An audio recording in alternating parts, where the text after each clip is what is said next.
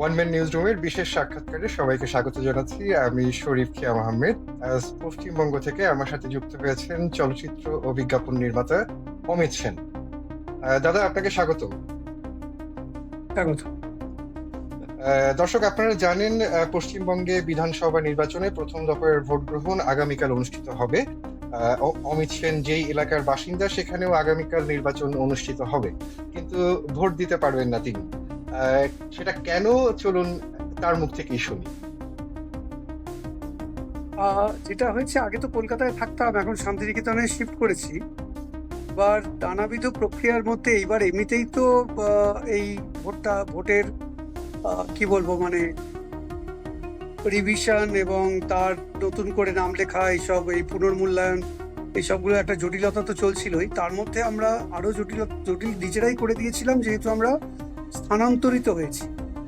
তো আচ্ছা। আমরা একটা নির্বাচনী কেন্দ্র থেকে অন্য জায়গায় শিফট করেছি, অর্থাৎ কলকাতা থেকে বোলপুরে।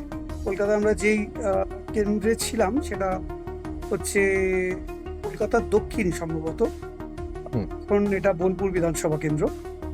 হুম। তো এইখানে শিফট করার পর আর আমাদের একটা ওই শিফট করে এই স্থানান্তর করা, ঠিকানা বদল করার জন্যে আগে আধার কার্ড, ওই যেটা ন্যাশনাল আইডেন্টিটি কার্ড, আমাদের আধার কার্ডের ঠিকানা বদল করতে হয়, সেটা আমাদের আগেই করা ছিল। এইবার কোনো একটা ঘটনাচক্রে আমার স্ত্রীরটা একটু আগে দেওয়া হয়েছিল, আমার একটা ভুলবশত একটু এন্ট্রিতে গন্ডগোল হওয়ায় পরে দেওয়া হয়েছিল। কিন্তু যেভাবেই হোক আমার স্ত্রীরটা পাস হয়ে গেছে, উনি পেয়ে গেছেন ভোটার কার্ড, আমারটা এখনো হয়নি। তো আচ্ছা সেটা আমি বুথ লেভেল অফিসারকে জিজ্ঞেস করলাম, ওরা বললো যে ইলেকশনটা কেটে যাক, আপনি আবার অ্যাপ্লাই করেন, তারপর হয়তো হয়ে যাবে। দাদা, এটা কি মনে করছেন? এই যে এবার আমরা তো দেখতে পাচ্ছি যে একটা বিশাল সংখ্যক মানুষ আসলে মানে এরকম ভোট দিতে পারবে না, এমন একটা পরিস্থিতির মধ্যে দিয়ে যাচ্ছে। তো এই আপনার ক্ষেত্রে কি আসলে এমন কিছু আন্দাজ করছেন, বা হচ্ছে নাকি এটা এমনিতেই আপনি যেটা বললেন যে আপনি একটু জটিল করে দিয়েছেন তাদের জন্য?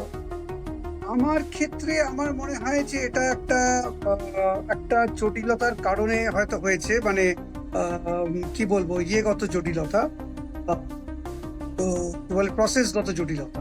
কারণ আমার হুম। এখানটায় যেটাকে বলে পিবিআর, না এফবিআর, ফিল্ড ভেরিফিকেশন রিপোর্ট ইত্যাদি সবকিছুই হুম। তো হুম। এখানকার বুথ লেভেল অফিসার আমার বাসায় এসে দেখে গেছে, সবকিছু করে গেছে। আর আমি তো 1988 থেকে আমার টানা পাসপোর্ট আছে, আমি এখানেই পড়াশোনা সবকিছুই। তো বুঝতে পারছি না, কিন্তু